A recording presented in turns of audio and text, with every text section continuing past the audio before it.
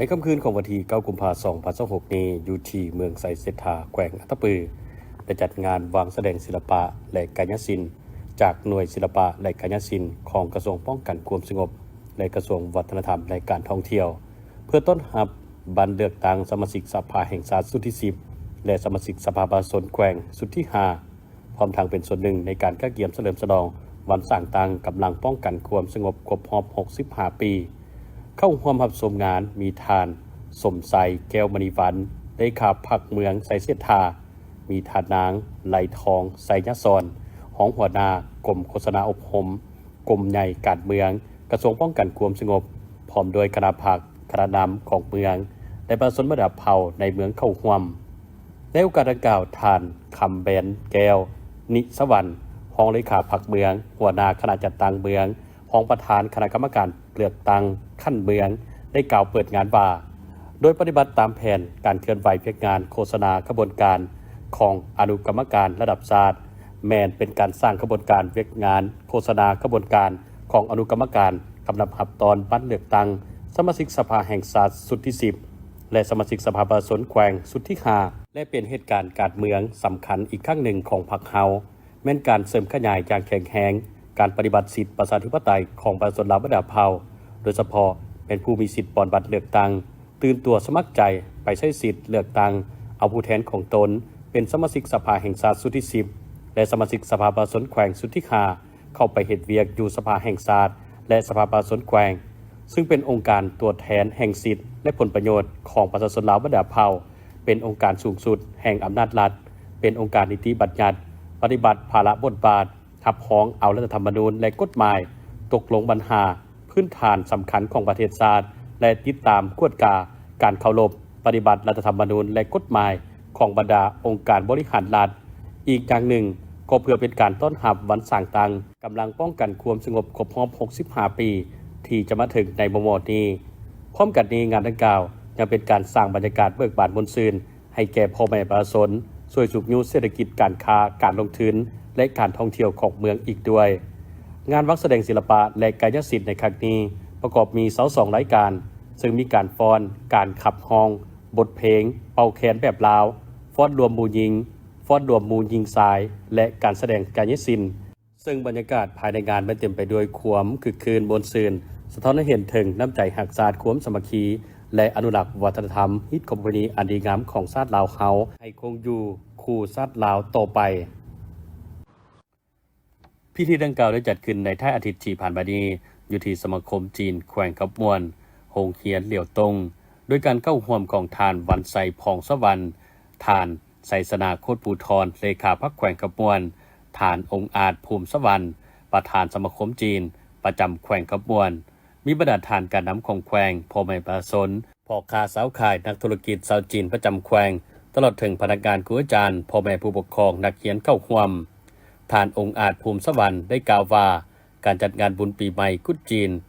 ของสมาคมจีนประจำแขวงขับมวนในครั้งนี้ก็เพื่อเป็นการอวยพรและเฉลิมฉลองส่งท้ายปีเก่าและต้อนรับปีใหม่สำหรับพ่อแม่ประชาชนลาวเชื้อสายจีนอยู่ที่แขวงขับมวนในน้ำตากนาให้แก่สมาคมจีนประจำแขวงขับมวนขออวยพรให้แก่ทุกๆท่านจงได้พบแต่โชคลาภมีความเจริญรุ่งเรืองทางหน้าที่เวียกงานชีวิตส่วนตัวและครอบครัวในโอกาสนี้ท่านไซสนาโคตรภูทรได้กล่าวว่างานเฉลิมฉลองปีใหม่จีนในครั้งนี้สุดที่มีความหมายความสำคัญสำหรับประชาชนจีนโดยเฉพาะแม่นพ่อแม่ประชาชนเชื้อสายจีนที่เคลื่อนไหวดำรงชีวิตอยู่ที่แขวงขับมวนซึ่งเป็นบุญประเพณีที่พี่น้องชาวจีนได้พร้อมกันปกปักรักษาและสืบทอดมาเป็นเวลายาวนานในน้ำตากนาการน้ำของแขวงมีความดีใจที่ได้เห็นพี่น้องคนเชื้อสายจีนที่ดำรงชีวิตอยู่ที่แขวงขับมวนโดยเฉพาะแม่บรรดาลูกหลานที่ได้มีความเบิกบานมวลซื่นยิ้มแย้มแจ่มใสเพื่อต้อนรับปีใหม่ปี 2026 ในโอกาสงานบุญปีใหม่จีนปีนี้ต่างหน้าให้แก่การนำของแขวงถือโอกาสอวยพรให้กับพ่อแม่พี่น้องประชาชนลาวเชื้อสายจีนที่ดำรงชีวิตอยู่ที่แขวงขับมวนจงมีแต่โชคใสสุขภาพแข็งแรงพลานามัยที่สมบูรณ์มีความสุขความเจริญผู้ที่ดำเนินธุรกิจก็ขอให้มีแต่ความเจริญรุ่งเรืองผู้ที่เฮ็ดหน้าที่การงานก็ขอให้มีแต่ความเจริญก้าวหน้าตลอดปีใหม่และตลอดไป 2026 ผู้สมัครหับเลือกตั้งเป็นสมาชิกสภาแห่งชาติสุทธิสิบประจำเขตเลือกตั้งที่1นครหลวงจันทน์หน่วยที่2ได้สืบต่อลงเคลื่อนไหวโฆษณาหาเสียงนำผู้มีสิทธิ์ป่อนบัตรเลือกตั้งอยู่เขตหนองบึกที่วัดไซหยายารามหัวเมืองทงบ้านหนองบึกใต้เมืองสีโคตะบองประกอบมี6บ้านเขาห่วมโดยการต้อนรับของทานหุ่มแพงสีสมบัติเลขาคณะบริหารงานเช้านุ่มนครหลวงจันทน์พร้อมด้วยองค์การปกครองบ้านและประชาชนเขาห่วมในการลงหาเสียงครั้งนี้ประกอบมีหาทานน้ำโดยทานธนงไซขุดไพฑูรย์น้ำเบอร์3ทานวีแก้วบุพภาวันน้ำเบอร์8ทานสีเวียงทองสอภาพมีไซน้ำเบอร์15ทานสมบัติจันทมาศน้ำเบอร์18และทานนางจำปาทองทานลุงแสงจันทร์น้ำเบอร์23ในโอกาสนี้ทานบุญเถิงวันน้ำหาไซประธานแนวเล้าสั่งซาดเมืองสีโคตะบองต่างหน้าให้กับคณะกรรมการเลือกตั้งขันเมืองสีโคตะบองได้รายงานสภาพโดยสังเขปว่าปัจจุบันทั่วเมืองสีโคตะบองได้ขึ้นบัญชีพลเมืองผู้มีสิทธิเลือกตั้งและกำหนดหน่วยป่อนบัตรเลือกตั้งได้สำเร็จแล้วซึ่งเมืองสีโคตะบองมีพลเมืองทั้งหมด 135,132 คนหญิง 68,147 คนผู้มีสิทธิ์ป่อนบัตรเลือกตั้งนับแต่อายุ18ปีขึ้นไปมี 94,672 คนหญิง 47,665 คนกรมกองผู้มีสิทธิ์ป่อนบัตรเลือกตั้งมี 5,635 คนหญิง 1,733 คนและได้แบ่งหน่วยเลือกตั้งออกเป็น108หน่วยในนี้กรมกอง8หน่วยและบ้าน100หน่วยนอกนั้นก็ยังได้กำหนดจุดลงโฆษณาหาเสียงของสมาชิกสภาแห่งชาติสุทธิสิบจำนวน5จุดในวันที่11กุมภาพันธ์2026และสมาชิกสภาประชาชนนครหลวงจันทน์สุดที่5จำนวน20จุดนับแต่วันที่9 กุมภาพันธ์2026ส่วนอยู่เขตหนองเนียวที่วัดหนองแต่งเหนือผู้สมัครขับเลือกตั้งเป็นสมาชิกสภาแห่งชาติสุทธิสิบประจำเขตเลือกตั้งที่1นครหลวงจันทน์หน่วยที่5ก็ได้สืบต่อลงโฆษณาหาเสียงต่อผู้มีสิทธิ์ป่อนบัตรเลือกตั้งซึ่งเขตหนองเนียวมีจำนวน8บ้านคือบ้านจำปาเวียงคำจันทร์สว่างหนองแต่งเหนือหนองแต่งใต้หนองเนียวนาเหลาและทงปงเฉพาะหน่วยที่5ผู้สมัครหับเลือกตั้งเป็นสมาชิกสภาแห่งชาติประกอบมี5ทานคือทานนางวิไสสลิดธิราชน้ำเบอร์5ปริญญาเอกตุลาวันนเมืองเศษน้ำเบอร์9ทานนางคำแหวนสิงห์บัณฑิตน้ำเบอร์19ทานสมสวัสดิ์กลมไซสนะน้ำเบอร์20และทานบุญเทียงรัตนวงศ์น้ำเบอร์25ในการลงโฆษณาหาเสียงนี้ก็เพื่อให้ผู้มีสิทธิ์เลือกตั้งมีความรับรู้เข้าใจแจ้งเกี่ยวกับท่าแท้ของระบบการเมืองในระบบประชาธิปไตยประชาชนให้ผู้มีสิทธิ์เลือกตั้งมีความรับรู้เข้าใจต่อโครงประกอบการจัดตั้งและบุคลากรของสภาแห่งชาติพร้อมทั้งแลกเปลี่ยนคำคิดคำเห็นโดยเฉพาะบรรดาข้อคงค้างที่เห็นว่าสภาพปัญหาหย่อท่อของสังคมที่เกิดขึ้นหลายและกำลังเกิดขึ้นที่เห็นว่ายังบ่ทันได้รับการแก้ไขหรือแก้ไขบ่ทันลงโตเพื่อให้คณะผู้สมัครเลือกตั้งรับรู้และรับเอาคำเสนอรายงานขันถึงทราบและพิจารณาช่วยแก้ไขให้ปัญหาดังกล่าวลดหน่อยถอยลงพร้อมทั้งเป็นเจ้าการเสริมขยายสิทธิ์เป็นเจ้าของประชาชนเข้าในการเลือกตั้งสมาชิกสภาแห่งชาติสุทธิสิบและสภาประชาชนนครหลวงจันทน์สุดที่5ในการไปใช้สิทธิ์ป่อนบัตรเลือกตั้งในวันที่22กุมภาพันธ์2026อย่างครบถ้วนและถูกต้องตามกฎหมายจีนพิธีดังกล่าวให้เกียรติเข้าร่วมของทานไสสนาโคตรภูทรเลขาคณะบริหารงานพรรคแขวงขับม่วนทานโพไซไสยศรรัฐมนตรีกระทรวงแรงงานและสวัสดิการสังคมทานย่างซัวห้องผู้อำนวยการใหญ่บริษัทฝุ่นโปตัสอาซีโปตัสสากลลาวจำกัดผู้เดียวมีบรรดาทานการน้ำของแขวงเมืองและแขกถึกเชิญตลอดฮอดพนักงานในบริษัทเข้าร่วมทานย่างซัวได้ขึ้นกล่าวมีความเห็นว่าปี2025แม้นเป็นปีที่สำคัญในประวัติศาสตร์ของการพัฒนาของบริษัทฝุ่นโปตัสอาซีโปตัสสากลลาวจำกัดผู้เดียวซึ่งเป็นการเปิดยุคใหม่ให้แก่บริษัทโดยการนำเสนอผู้ถือหุ้นยุทธศาสตร์การเพิ่มประสิทธิภาพโครงสร้างการบริการการเสริมโยงทรัพยากรและการเริ่มต้นบทใหม่ในปีนี้โดยได้รับการชี้นำจากการเสริมสร้างความยืดหยุ่นของระบบต่องโซ่อุตสาหกรรมเกลือโปตัสอาซีโปตัสได้บรรลุความก้าวหน้าอย่างต่อเนื่อง และมีความมั่นคงในด้านกำลังการผลิตและปริมาณของการผลิตฝุ่นโพแทสได้รับการฟื้นฟูและยกระดับระบบนิเวศการประสานกันด้านอุตสาหกรรมและได้เพิ่มความเข้มแข็งโดยรวมอย่างต่อเนื่องนอกจากนั้นบริษัทซีโนอากรีโพแทสและบริษัทอาซีโพแทสสากลก็เป็นบริษัทตัวแบบในการพัฒนาอุตสาหกรรมแห่ธาตุอยู่แขวงขบวนเอาใจใส่ในการพัฒนากิจการของตนอย่างบ่หยุดยั้งและมีหลายกิจการเป็นบริษัทหนึ่งที่เอาใจใส่ในการปฏิบัติและเคารพระเบียบกฎหมายของสปป.ลาวปฏิบัติพันธะตามสัญญาต่อรัฐบาลเคารพนับถือฮิตของประเพณีของท้องถิ่นปฏิบัติพันธะทางสังคมประกอบส่วนสำคัญในการพัฒนาของบ้านเมืองและแขวงขบวนอันพ้นเด่นแม้นการช่วยเหลือแก้ไขความทุกข์ยากของประชาชนบ้านกระบูดเสียงแวนซึ่งการพัฒนาและขยายกิจการต่างๆของบริษัทได้สร้างเวทีงานทำจำนวนลงหลายและช่วยปรับปรุงเงื่อนไขชีวิตการเป็นอยู่ของประชาชนในเขตที่ตั้งของโครงการก็คือประชาชนชาวแขวงขบวนในโอกาสปีใหม่กุดจีนปีนี้ท่านไสสนะโคตรภูธรจะได้อวยพรใส่มายังทานอำนวยการใหญ่บริษัทอาซีโพแทสสากลพร้อมด้วยคณะจงมีแต่ความสุขความเจริญตลอดไปอวยพรพนักงานกรรมกรและแขกที่มาร่วมในงานเลี้ยงเฉลิมฉลองปีใหม่ที่บริษัทจัดขึ้นจงมีแต่โชคใส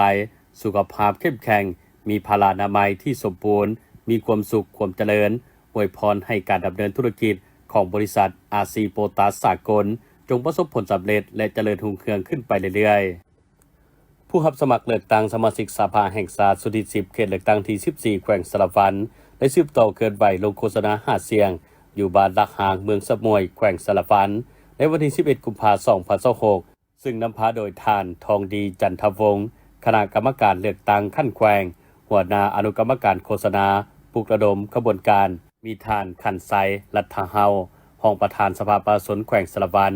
พร้อมด้วยบรรดาท่านผู้สมัครสสจำนวน14ท่านและคณะกรรมการเลือกตั้งขั้นแขวงขั้นเมืองบรรดาอนุกรรมการต่างๆและคณะรับผิดชอบตลอดฮอดอำนาจการปกครองบ้านพ่อแม่ประชาชนเข้าร่วมการลงโฆษณาหาเสียงในครั้งนี้บรรดาท่านผู้สมัครทั้งหมดนับแต่นัมเบอร์1จนถึงนัมเบอร์14ได้แสดงความดีอกดีใจที่ได้ลงพบปะผู้มีสิทธิเลือกตั้งทั้งได้มีการแนะนำตนสื่อประวัติการเคลื่อนไหวในแต่ละระยะหน้าที่ความรับผิดชอบในปัจจุบันและยกให้เห็นถึงความหมายความสำคัญในบัตรเลือกตั้งทั้งได้เสนอจุดประสงค์เจตจำนงและแนวความคิดต่อกับเวกงานที่ตนรับผิดชอบที่จะสร้างเงื่อนไขนำเสนอต่อสภาแห่งชาติเพื่อค้นคว้าดึงดูดการร่วมมือเพื่อสูบยูการพัฒนาเศรษฐกิจสังคมว่าเฉพาะก็คือชีวิตการเป็นอยู่ของประชาชนทั้งได้ยกให้เห็นภาระบทบาทสิทธิหน้าที่และความหมายความสำคัญของการเลือกตั้งสมาชิกสภาแห่งชาติก็เพื่อเป็นการปรับปรุงกลไกการบริหารรัฐให้กลายเป็นอำนาจของประชาชน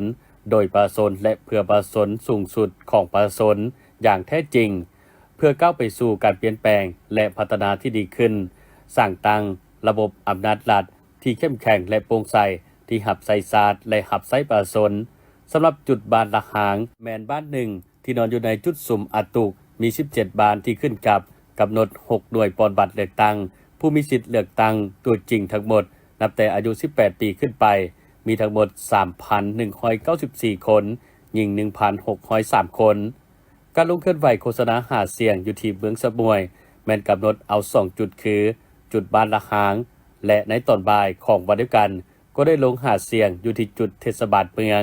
ในทั่วเมืองสะมวยมีหน่วยปอนบัตรเลือกตั้งทั้งหมด24หน่วยและผู้มีสิทธิ์ปอนบัตรเลือกตั้งนับแต่อายุ18ปีขึ้นไปทั้งหมดนตีสายบรรษาหุ้นที่1จากวิทยาคารการเมืองป้องกันความสงบกระทรวงป้องกันความสงบนำโดยพันเอกปริญญาโทคำพรพลวิไลหัวหน้าคณะบริหารงานหลัดวิทยาคารการเมืองป้องกันความสงบกระทรวงป้องกันความสงบในกองประชุมทานท้องสาหอมสมบัติหัวหน้าแผนกคุ้มครองงบประมาณปกสกรมงบประมาณแห่งรัฐกระทรวงการเงินได้บรรยายในหัวข้อการสร้างแผนงบประมาณและการหับฮ้องแผนงบประมาณพร้อมนี้นักศึกษายังได้รับฟังบรรยายเกี่ยวกับการนำใช้ระบบทันสมัยเข้าในเวียกการจัดเก็บรายหับของด่านภาษีจากกรมภาษีเพื่อสร้างให้นักศึกษารับรู้ถึงขบวนการรับประกันให้การนำใช้ ทรัพยากรของชาติมีประสิทธิผลสอดคล้องกับแผนพัฒนาเศรษฐกิจสังคมและลงเยี่ยมยามสถานที่ปฏิบัติเวียกตัวจริงอยู่ด้านภาษีทาบกทานาแรงและความมิตรภาพหนึ่งโอกาสนี้พันเอกปริญญาโทคำพรพลวิไลหัวหน้าคณะบริหารงานหลัดวิทยาคารการเมืองป้องกันความสงบกระทรวงป้องกันความสงบแสดงความขอบใจต่อคณะต้อนรับและผู้บรรยายนำเสนอบทเรียนความรู้อันได้สร้างความรู้ใหม่เพิ่มเติมให้วิชาการเงินแห่งรัฐซึ่งเป็นข้อมูลอันดีที่จะได้นำไปปฏิบัตินำใช้เข้าในการประกอบบทเรียนให้สมบูรณ์เติมพร้อมนี้สหายยังฝากความไว้ว่าโอกาสหน้าถ้ามีจะขอเชิญผู้บรรยายพร้อมคณะขึ้นห้องสอนสวย ที่วิทยาคารการเมืองป้องกันความสงบกระทรวงป้องกันความสงบบริหารในวันที่ 12 กุมภาพันธ์ 2026 มหาวิทยาลัยแห่งชาติได้มีพิธีประกาศการจัดตั้งคันหัวหน้าห้องการของ 4 ห้องการคือ ห้องการสั่งรวมและพัวพันต่างประเทศ ห้องการวิชาการและคุ้มครองนักศึกษา ห้องการจัดตั้งพนักงานและกวดกาและห้องการแผนการและการเงินที่ห้องประชุมสโมสรใหญ่มหาวิทยาลัยแห่งชาติโดยการเป็นประธานของศาสตราจารย์ปริญญาเอกเดชานุราชแสนดวงเดชผู้อำนวยการใหญ่มหาวิทยาลัยแห่งชาติมีทานห้องผู้อำนวยการใหญ่หัวหน้าคณะวิชาพนักงานครูอาจารย์เข้าร่วมในพิธีทานเวียงทองพ้นทจักห้องหัวหน้ากรมจัดตั้งกระทรวงศึกษาธิการและกีฬาก็ได้ขึ้นผ่านข้อตกลงของท่านรัฐมนตรีกระทรวงศึกษาธิการและกีฬาว่าด้วยการแต่งตั้งพนักงานดำรงตำแหน่งบริหารของมหาวิทยาลัยแห่งชาติโดยแต่งตั้งห้องศาสตราจารย์ปริญญาเอกบุญทนสุขวงศ์ห้องหัวหน้าคณะวิชาคณะเศรษฐศาสตร์และบริหารธุรกิจเป็นหัวหน้าห้องการสั่งรวมและพัวพันต่างประเทศแต่งตั้งปริญญาเอกไซคำวรรณไสเป็นหัวหน้าห้องการจัดตั้งพนักงานและกวดกาแต่งตั้งปริญญาเอกธนงศักดิ์ดวงมาลาเป็นหัวหน้าห้องการวิชาการและคุ้มครองนักศึกษาและแต่งตั้งทานเยียโลเยียวือเป็นหัวหน้าห้องการแผนการและการเงินในโอกาสนี้ศาสตราจารย์ปริญญาเอกเดชานุราชแสนดวงเดชได้กล่าวเน้นว่าการปรับปรุงการจัดตั้งในครั้งนี้ถือเป็นบัตรก้าวสำคัญที่สุดนับแต่มือสั่งตั้งมหาวิทยาลัยแห่งชาติเป็นต้นมานี่คือการปฏิรูปโครงการบริหารข้างใหญ่โดยการร่วมเอา11ห้องการในเมื่อก่อนเข้ามาเป็น4ห้องการเพื่อให้กงจักมีความกระทัดรัดสอดคล้องกับหน้าเวียกและมีประสิทธิภาพสูงขึ้นนครหลวงจันทร์มีจำนวนผู้มีสิทธิ์เลือกตั้งทั้งหมด 656,574 คน มีหน่วยปอนบัตรจำนวน798หน่วย ในนี้อยู่กำลังป้องกันชาติป้องกันความสงบ59หน่วย และหน่วยเคลื่อนที่8หน่วย มีผู้มีสิทธิ์เลือกตั้งอยู่ต่างประเทศ 23,349 คน และมีหน่วยปอนบัตร41หน่วย ปัจจุบันบรรดาผู้สมัครเลือกตั้งเป็นสมาชิกสภาแห่งชาติและสมาชิกสภาประชาชนนครหลวงจันทร์แม่นกำลังลงโฆษณาหาเสียงต่อผู้มีสิทธิ์ปอนบัตรเลือกตั้งอยู่ขันกระทรวงองค์การและบรรดาเมืองต่างๆเพื่อรับประกันให้แก่การเลือกตั้งบรรลุผลสำเร็จตาม4คาดหมายคณะกรรมการเลือกตั้งนครหลวงจันทร์ได้วางคาดหมายคือนำพาผู้มีสิทธิ์เลือกตั้งไปปอนบัตรเลือกตั้งครบถ้วน100ส่วนห้อยนำพาผู้มีสิทธิ์เลือกตั้งให้ฮู้ใช้สิทธิ์ในการปอนบัตรเลือกตั้งถูกต้องตามระเบียบการเลือกตั้ง100ส่วนห้อยนำพาเวียกงานปอนบัตรเลือกตั้งให้รับประกันความโปร่งใสและสำเร็จทันตามกำหนดเวลา100ส่วนห้อยและนำพาเวียกงานป้องกันชาติป้องกันความสงบและมีความปลอดภัย100ส่วนห้อยพร้อมนี้ก็จะได้ดำเนินการโฆษณาเผยแพร่เสริมซึมเวียกงานเลือกตั้งเพื่อเฮ็ดให้วันที่22กุมภาพันธ์2026นี้เป็นปางบุญใหญ่ของชาวนครหลวงจันทร์ในการไปใช้สิทธิ์เลือกตั้งมาฮอดปัจจุบันนี้นครหลวงจันทร์ได้มีความพร้อมทางด้านพื้นฐานที่หนักแน่นเพื่อก้าวเข้าสู่บรรยากาศในการกาเกี่ยมเลือกตั้งสมาชิกสภาแห่งชาติสุดที่10และสมาชิกสภาประชาชนนครหลวงจันทร์สุดที่5ในวันที่22กุมภาพันธ์ที่จะมาถึงนี้ยังมีประสิทธิภาพและประสิทธิผล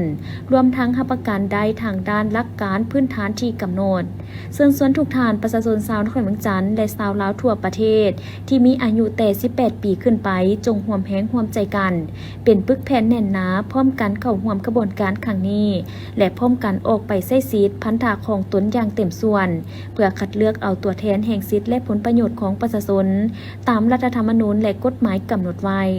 ที่จะจัดขึ้นในวันที่22กุมภาพันธ์2026 แม่นเป็นการเลือกตั้งเอาสมาชิกสภาแห่งชาติสุดิสิบหรือสสสและเลือกตั้งเอาสมาชิกสภาประชาชนขันแขวงสุที่5หรือสสคดังนั้นเวลาไปใช้สิทธิ์ในการลงคะแนนเสียงจึงจะได้มีการลงคะแนนเสียงอยู่2ใบคือเลือกสสสและเลือกสสคซึ่งก่อนอื่นหมดเมื่อผู้ใช้สิทธิ์เลือกตั้งไปฮอดหน่วยเลือกตั้งก่อนอื่นแม่นต้องได้เสนอตัวและแจ้งใบยั่งยืนต่อคณะรับผิดชอบหน่วยบอนบัตรเลือกตั้งเพื่อรับเอาบัตรลงคะแนนเสียงใน2ประเภทคือบัตรคะแนนเสียงเลือกตั้งเอาสมาชิกสภาแห่งชาติสุธิสิบและบัตรคะแนนเสียงเลือกตั้งเอาสมาชิกสภาประชาชนขันแขวงสุธิ5โดยภายในบัตรลงคะแนนเสียงทั้ง2ใบ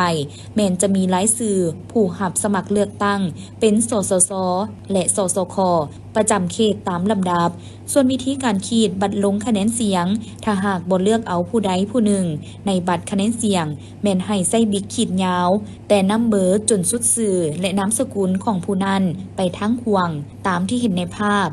ยกตัวอย่างสมาชิกสภาแห่งชาติสุดิสิบเขตเลือกตั้งที่1นครหลวงจันทร์ครั้งนี้มีผู้สมัคร25ทานแต่จะเลือกเอา19ทานนั่นแสดงว่าผู้ไปใช้สิทธิ์เลือกตั้งต้องขีดรายชื่อออกจำนวน6ทานและจุงไว้19ทาน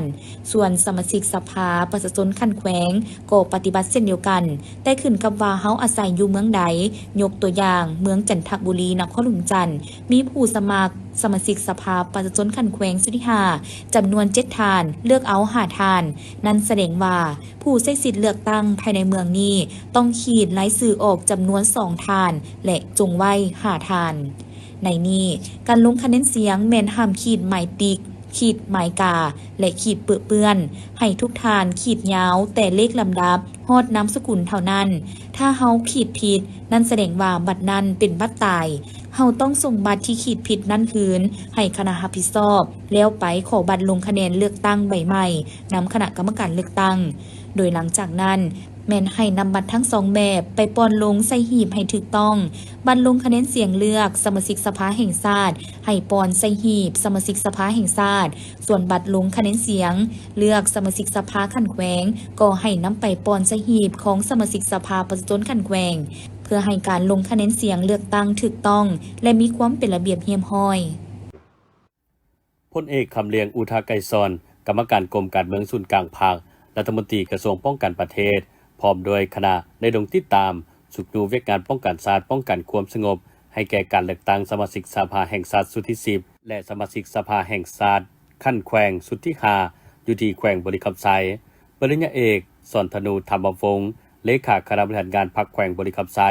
ปริญญาเอกสุวรรณีไสสนาประธานสภาประชาชนแขวงประธานคณะสมาชิกสภาแห่งชาติประจำเขตเลือกตั้งที่11ของแขวงบริคำไซมีบรรดาคณะกรรมการเลือกตั้งระดับชาติคณะกรรมการเลือกตั้งขั้นแขวงเมืองและภาคส่วนที่เกี่ยวข้องเข้าร่วมในโอกาสนี้ปริญญาเอกสุวรรณีไสสนาตากนาคณะพรรคแขวงได้รายการการก้าเกียมการจัดตั้งหัวหน่วยปอนบัตรเลือกตั้งโดยถือเอาปานกรมกองในกำลังประกอบอาวุธเป็นหัวหน่วยปอนบัตรเลือกตั้งและขึ้นบัญชีผู้มีสิทธิ์เลือกตั้งตามระเบียบการทั่วแขวงบริคำไซมี208หน่วยปอนบัตรเลือกตั้งใน7เมืองคือเมืองปากสันมี34หน่วยเมืองบริคันมี45หน่วยเมืองทาพบาทมี22หน่วยเมืองปากกระดิ่งมี28หน่วยเมืองเวียงทองมี30หน่วยเมืองคำเกิดมี40หน่วยและเมืองไซจำพรมี9หน่วยแขวงบริคำไซมีประชากรทั้งหมด 328,779 คนมาจากท้องถิ่นอื่น 3,942 คนผู้มีสิทธิ์ปอนบัตรเลือกตั้งตัวจริง 183,250 คนเป็นหญิง 85,529 คนเป้าหมายผู้รับสมัครเลือกตั้งเป็นสมาชิกสภาแห่งชาติสุดที่10ประจำเขตเลือกตั้งที่11แขวงบริคำไซผู้สมัครสมาชิกสภาแห่งชาติสุดที่10มี10สหายหญิง2สหายสำหรับผู้ออกสมัครรับเลือกตั้งเป็นสมาชิกสภาประชาชนขั้นแขวงสุดที่5มี49สหายหญิง15สหายปัจจุบันแขวงบริคำไซมันมีความพร้อมทางด้านอุปกรณ์หับไซบัตรลงคะแนนเสียงโปสเตอร์ผู้รับสมัครเลือกตั้งสมาชิกสภาแห่งชาติและสมาชิกสภาประชาชนแขวงแจกจ่ายให้บรรดาเมืองอย่างครบถ้วนพร้อมทางโฆษณาหาเสียงอยู่บรรดาเมืองและบ้านอย่างเป็นขบวนฝดฟืน สำหรับผู้มีสิทธิ์ปอนบัตรเลือกตั้งเป็นต้นแบนกำลังป้องกันชาติป้องกันความสงบแมนจะเริ่มปอนบัตรแต่วันที่12-16 กุมภาพันธ์ 2026ให้สำเร็จก่อนมื้อเลือกตั้งเพื่อจะได้สุ่มใส่กำลังเวทยามติดตามสภาพในมื้อปอนบัตรในวันที่22 กุมภาพันธ์ 2026ที่จะมาถึงนี้ในโอกาสนี้ท่านพลเอกคำเลียงอุทาไกรซอนก็ได้ย่องยอสมเสยต่อกับคณะรับผิดชอบทุกภาคส่วนที่พร้อมกันสุ่มใส่เวกงานดังกล่าวพร้อมทางเน้นหนักหลายปัญหาจากนั้นท่านพร้อมด้วยคณะนำยังได้นำเอาเครื่องจำนวนหนึ่งมามอบให้กับกองบัญชาการทหารแขวงบริคำไซโดยการกล่าวขับของพลจัตวาคำแพนวิลือธรรมหัวหน้าการทหารกองบัญชาการทหารแขวงบริคำไซและเยี่ยมยามกวดกาจุดปอนบัตรเลือกตั้งกองประชุมดังกล่าวได้จัดขึ้นในวันที่12 กุมภาพันธ์ 2026 นี้โดยการเป็นประธานของท่านคำสะพรไสยพงศ์หัวหน้าแผนกแรงงานและสวัสดิการสังคมแขวงอุดมไซวิบดาคณะแผนกหัวหน้าห้องหัวหน้าคะแนนหัวหน้าห้องการแรงงานและสวัสดิการสังคม7เมืองเข้าร่วมกองประชุมเพื่อยกให้เห็นด้านดีผลงานด้านอ่อนข้อคงคางในการเคลื่อนไหวการจะตั้งปฏิบัติเวกงานวิสาสพระยะ1 ปีผ่านมาลงเลิกตีราคาบรรดาดาบเวียกที่จะตั้งปฏิบัติบ่ทันสำเร็จโดยซอกให้เห็นปัญหาสาเหตุและสิ่งท้าทายที่ให้การจะตั้งปฏิบัติเวกงานบ่ทันบรรลุตามแผนที่กำหนดไว้ทั้งเป็นบอนอิงสำคัญให้แก่การกำหนดทิศทางแผนการเคลื่อนไหวในต่อหน้ากองประชุมได้ผ่านบรรดาบทสรุปการจัดตั้งปฏิบัติเวกงานโดยรวมและการจัดตั้งปฏิบัติเวกงานของแต่ละข้าราชการเป็นต้นแบนการพัฒนาฝีมือแห่งงานเพื่อตอบสนองความให้ข้องต้องการของตลาดแห่งงานการแก้ไขปัญหาการขาดแคลนแห่งงานและการจัดหางานให้เข้าสู่ระบบสภาพการจัดตั้งปฏิบัติเวกงานประกันสังคมการปฏิบัตินโยบายต่อผู้ที่มีผลงานและคุณงามความดีต่อภารกิจปฏิวัติศาสตร์ประชาธิปไตยและเวกงานการเตรียมความพร้อมและการตอบโต้ภัยพิบัติในนี้การจัดตั้งปฏิบัติเวกงานตามแผนสภาหับห้องคือได้ฝึกและพัฒนาฝีมือแห่งการได้ 1,400 กว่าคนเทียบใส่แผนการปีปฏิบัติได้เกินแผน 50.42 ส่วนทอยจัดหาเวียกเหตุการทำได้ 1,200 กว่าคนปฏิบัติได้เกินแผน 0.46 ส่วนทอยขึ้นทะเบียนความต้องการแห่งงานตำแหน่งงานว่างได้ 26,000 คนปฏิบัติได้เกินแผน 0.74 ส่วนทอยกวดกาการจะตั้งปฏิบัติกฎหมายว่าด้วยแห่งงานได้205หัวหน่วยปฏิบัติได้ 68.33 ส่วนทอยขยายอัตราการปกคุมประกันสังคมได้492 คนเทียบใส่แผนการปีปฏิบัติได้ 60.29 ส่วนทอยปฏิบัตินโยบายต่อผู้มีผลงานและคุณงามความดีภายใต้โครงการแสดงความกตัญญูผู้บุญคุณได้ทั้งหมด170 ทานเทียบใส่แผนการปีปฏิบัติได้เกินแผน129 ทานส่วนบรรดาเวียกงานเป้าหมายและจุดสุ่มก็ได้จัดตั้งปฏิบัติตามแผนที่กำหนดไว้ในโอกาสดังกล่าวยังได้รับฟังบางคำคิดคับเห็นและข้อยุ่งยากในการจัดตั้งปฏิบัติเวียกงานจำนวนหนึ่งจากบรรดาห้องการแรงงานและสวัสดิการสังคมเมืองพร้อมทางแลกเปลี่ยนบทเรียนซึ่งกันและกันในวันที่ 10 กุมภาพันธ์ 2026 ที่นครหลวงจันทร์ท่านสอนไซสีพันดอนนายกรัฐมนตรีได้ให้เกียรติเข้าร่วมและโอ้ล้มต่อพิธีปิดกองประชุมสรุปการจัดตั้งปฏิบัติเวียกงานแขนงสาธารณสุขทั่วประเทศประจำปี 2025และทิศทางแผนการปี 2026 โดยมีท่านนางใบคำคัตถิยา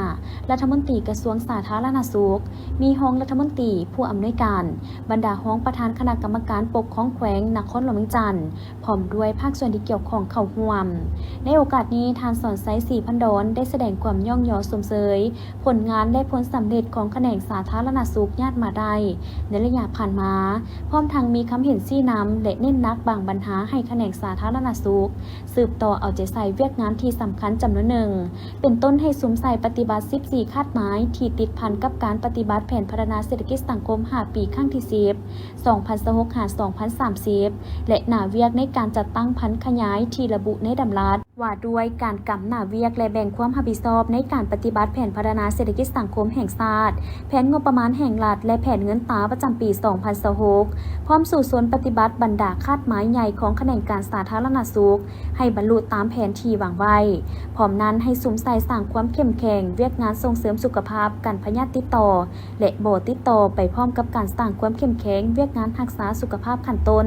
นับแต่ขั้นศูนย์กลางฮอดท้องถิ่นให้เป็นกระบวนการกว้างขวาง และฝุดฟื้นปรับปรุงการสนองการรักษาสุขภาพของแม่เด็กอ่อนและเด็กน้อยเวียกงานโภชนาการในเด็กรุ่ม 5 ปีให้มีคุณภาพมีความเสื่อมสารอย่างเป็นระบบและทั่วถึงหันเปลี่ยนใหม่วิธีการซักวัคซีนป้องกันพยาธิด้วยการบริการอยู่สถานที่บริการปรับปรุงระบบสุขอนามัยน้ำสะอาดและสุขาภิบาลให้มีคุณภาพทั่วถึงชนบทห่างไกลซอกหลีกและบ่อนเข้าถึงยากสร้างความเข้มแข็งเวียกเฝ้าระวังและโต้ตอบทุกเหตุการณ์ฉุกเฉินด้านสาธารณสุขทั้งอยู่ศูนย์กลางและท้องถิ่นยกส่งเวียกงานวิเคราะห์การแพทย์ให้ได้มาตรฐานเท่าเทียมกับภาคพื้นและสากลรับประกันให้สามารถควบคุมได้และลบล้างพยาธิในปี 2030 ปรับปรุงยกระดับโครงหลังพื้นฐานด้านสาธารณสุขทั้งอยู่ศูนย์กลางและท้องถิ่นให้ได้มาตรฐานไปพร้อมกับการสนองอุปกรณ์การแพทย์ที่ทันสมัย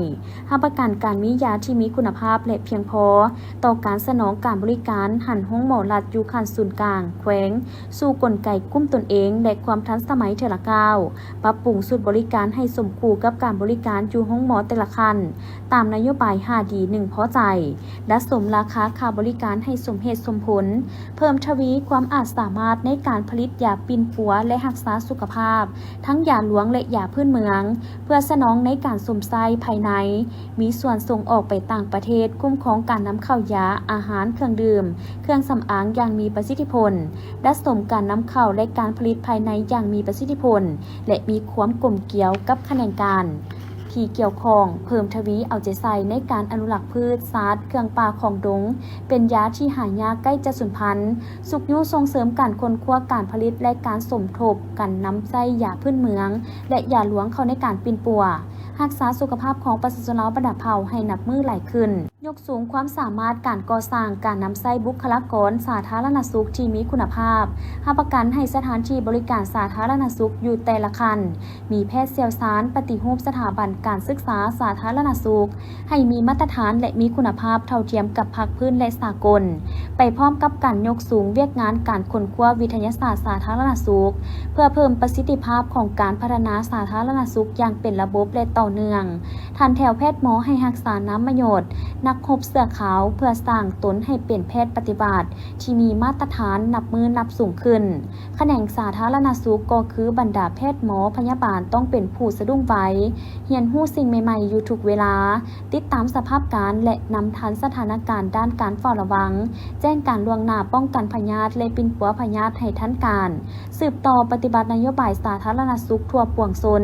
ถือเอาเวียกงานอนามัยกันพยาธิและส่งเสริมสุขภาพเป็นต้นต่อถือเอาเวียกงานปิ่นปัวและสนองการบริการสุขภาพอย่างทั่วถึงมีคุณภาพยุติธรรมและเสมอภาพเป็นสิ่งสำคัญถือเอาการป้องกันรักษาสุขภาพเป็นบุริมสิทธิ์ต้นต่อถือเอาการปิ่นปัวเป็นสำคัญปรับปรุงกองทุนประกันสุขภาพให้เข้มแข็งมีประสิทธิภาพรับประกันให้ประชาชน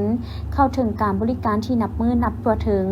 พร้อมนั้นก็ปรับปรุงโครงการบริหารสำหรับผู้ที่นำใช้กองทุนประกันสังคมประกันสุขภาพให้ว่องไวยกสูงคุณภาพการบริการสุขภาพอยู่ห้องหมอขั้นต่างๆหันห้องหมอศูนย์กลางและห้องหมอแขวงไปสู่ความทันสมัยเทอละก้าวเอาใจใส่พัฒนาอุตสาหกรรมการยาให้เข้มแข็งทั้งโรงงานผลิตยาของรัฐและการลงทุนของภาคเอกชนที่มีแล้วภายในประเทศทั้งมีการส่งเสริมให้เอกชนมาลงทุนตื่มด้านผลิตภัณฑ์การแพทย์ส่งเสริมนำไส้ทาแห้งยาพื้นเมืองของประเทศเฮาที่มีความอุดมสมบูรณ์อย่างแข็งแรงเพื่อสุขยุส่งเสริมสมทบกันปิ่นปัวยาหลวงและยาพื้นเมืองให้เพียงพอกับการนำไส้เคียงคู่กับการรักษามาตรฐานที่มีอยู่แล้วและปรับปรุงคุณภาพให้ยับเข้ามาตรฐานภาคพื้นและสากลเทอละก้าวเอาใจใส่ติดตามกวดกาคุ้มครองดัดสมบรรดาห้องหมอและคลินิกเอกชนให้เป็นระบบทั้งเสริมขยายบทบาทความเป็นเจ้าการของห้องหมอเอกชนในการสนองบริการกวดสุขภาพและปิ่นปัวพยาธิให้มีคุณภาพและราคาสมเหตุสมผลเพื่อให้ประชาชนสามารถเข้าถึงและมีทางเลือกหลายขึ้นต้องคุ้มครองด้านจรรยาบรรณจริยธรรมบ่ให้กลายเป็นการเอาเปรียบเอารัดในการบริการปิ่นปัวคนเจ็บสืบต่อเป็นเจ้าการร่วมมือกับครูร่วมพัฒนาองค์การจัดตั้งสากลประเทศเพื่อนมิตรเพื่อพัฒนาเวียกงานสาธารณสุขให้เข้มแข็งกล่องประชุมดังกล่าวได้จัดขึ้นในวันที่ 10 กุมภาพันธ์ 2026 ที่นครหลวงจันทร์โดยการเป็นประธานของท่านกี่แก้วสิงห์นาวงศ์รองรัฐมนตรีกระทรวงเกษตรกรรมและสิ่งแวดล้อมท่านคิวมาเอ็นทราหัวหน้าห้องการธนาคารโลกประจำลาวมีบรรดาหัวหน้ากรมห้องหัวหน้ากรมหัวหน้าห้องแผนกเกษตรกรรมและสิ่งแวดล้อมท่าน ผู้ต่างหน้าจากธนาคารโลกขณะที่นำโครงการผู้ประสานงานโครงการขั้นศูนย์กลางและท้องถิ่นทีมงานธนาคารโลกเสี่ยวสารที่ปรึกษาพร้อมด้วยภาคส่วนที่เกี่ยวข้องเข้าร่วมในกล่องประชุมฐานกี่แก้วสิงห์นาวงศ์ได้กล่าวเปิดพิธีว่ากล่องประชุมครั้งนี้แม่นสุดที่มีความหมายความสำคัญที่พวกเราจะได้พร้อมกันรับฟังการรายงานผลของกล่องประชุมปรึกษาหารือและแลกเปลี่ยนบทเรียนวิธีการจัดตั้งปฏิบัติโครงการและแนวทางในการแก้ไขปัญหาร่วมกับบรรดาโครงการที่ได้รับทุนสนับสนุนจากธนาคารโลกในการจัดตั้งปฏิบัติโครงการตั้งแต่เริ่มต้นจนฮอดปัจจุบันเพื่อพร้อมกันซอกหาวิธีทางแก้ไขบรรดาข้อยุ่งยากและสิ่งท้าทายเพื่อเป็นการสุขยุส่งเสริมให้คณะรับผิดชอบโครงการสามารถนำไปจัดตั้งปฏิบัติกิจกรรมของแต่ละโครงการให้มีผลสำเร็จตามจุดประสงค์และเป้าหมายที่ได้กำหนดไว้ตลอดระยะ10 กว่าปีผ่านมารัฐบาลลาวได้มีการร่วมมืออย่างแน่นแฟ้นกับธนาคารโลกเพื่อจัดตั้งปฏิบัติโครงการลงทุนในหลายโครงเขตเป็นต้นแมนเวียกงานป่าไม้การพัฒนาชนบทการคุ้มครองที่ดินกสิกรรมการคุ้มครองความเสี่ยงภัยพิบัติและการปกป้องทางสังคมดังนั้นกล่องประชุมครั้งนี้จึงมีความหมายความสำคัญอย่างยิ่งเพราะเป็นกล่องประชุมปรึกษาหารือระดับคณะที่นำโครงการขั้นตัดสินปัญหาและผู้ให้ทุนที่มาปรึกษาหารือแลกเปลี่ยนบทเรียนและเพื่อสร้างเครือข่ายร่วมกันกับบรรดา9โครงการซึ่งพวกเขาจะได้สุมใส่ปรึกษาหารือใน3หัวข้อที่สำคัญที่เป็นหัวใจหลักของการบริหารโครงการคือการคุ้มครองการเงินและการติดตามกวดกาประเมินผลเพื่อเฮ็ดให้การเบิกจ่ายและการรายงานมีความว่องไวและถูกต้องตามระเบียบการจัดซื้อจัดจ้างเพื่อลดผ่อนความซักซ่าและสร้างความโปร่งใสการพัฒนาชีวิตการเป็นอยู่เพื่อรับประกันว่าประชาชนผู้ที่ได้รับผลประโยชน์โดยเฉพาะแม่หญิงและบรรดาเผ่ามีชีวิตการเป็นอยู่ที่ดีขึ้นอย่างยืนยงจากนั้นบรรดาผู้เข้าร่วมกล่องประชุมก็ได้ร่วมกันประกอบความคิดความเห็นอย่างกงไปกงมาสร้างสรรค์และเป็นประโยชน์ซึ่งเป็นพื้นฐานให้แก่คณะและทีมงานผู้จัดตั้งปฏิบัติโครงการดังกล่าวเพื่อนำไปหมุนไส้และพันขยายเข้าในการจัดตั้งปฏิบัติโครงการให้ประสบผลสำเร็จตามระดับคาดหมายในวันที่ 9 กุมภาพันธ์ 2026 ที่ผ่านมานี้ห้องการแรงงานและสวัสดิการสังคมเมืองคำแขวงเสียงควงได้มอบเข้าช่วยเหลือส่งเคราะห์ให้แก่ครัวเรือนที่ถูกผลกระทบพื้นที่ทำการผลิตจากภัยพิบัติพายุวิภาในค่ำวันที่21-24 กรกฎาคม 2025โดยจัดขึ้นอยู่ที่สโมสรปกครองเมืองภายใต้การเป็นประธานของทานวัดนาเฮืองแกนทานประธานคณะกรรมการปกครองเมืองคำมีทานอนุพรดีวงทองหัวหน้าห้องการแรงงานและสวัสดิการสังคมเมืองมีบรรดาทีมงานคณะกรรมการภัยพิบัติขัดเมืองพร้อมด้วยคณะพรรคอำนาจการปกครองบ้านและประชาชนเข้าร่วมในพิธีทานทิวทัศน์ดวงสมพรของหัวหน้าห้องการแรงงานและสวัสดิการสังคมเมืองได้ผ่านแผนจ่ายเข้าให้กับครัวเรือนที่ถูกผลกระทบพื้นที่ทำการผลิตจากภัยพิบัติให้ฮู้ว่าแผนการแจกข้าวประกอบมี50บ้าน 1,844 ครัวเรือนมีพลเมืองทั้งหมด 1308 คนมีเนื้อที่นาปักดำข้าวเสียหาย 619.3 เฮกตาร์เนื้อที่ให้ส่วนเสียหาย 383 เฮกตาร์ซึ่งข้าวที่ได้นำมาแจกจ่ายในครั้งนี้รวมทั้งหมด 36,880 กิโลเฉลี่ยใส่ครัวเรือนหนึ่งได้ประมาณ20กิโลต่อครัวเรือนโดยภายใต้การสนับสนุนการช่วยเหลือขององค์การอาหารโลกจากนั้นในพิธีก็ได้มีการแจกจ่ายข้าวดังกล่าวให้แก่คณะพรรคอำนาจการปกครองบ้านเพื่อนำไปแจกจ่ายให้กับครัวเรือนที่ถูกผลกระทบตื่มอีกทั้งนี้ก็เพื่อเป็นการช่วยเหลือประชาชนที่ถูกผลกระทบจากพายุวิภาระยะที่ผ่านมาให้หลุดพ้นออกจากวิกฤตและสามารถสืบต่อพัฒนาครัวเรือนให้ดีขึ้นเป็นก้าวๆ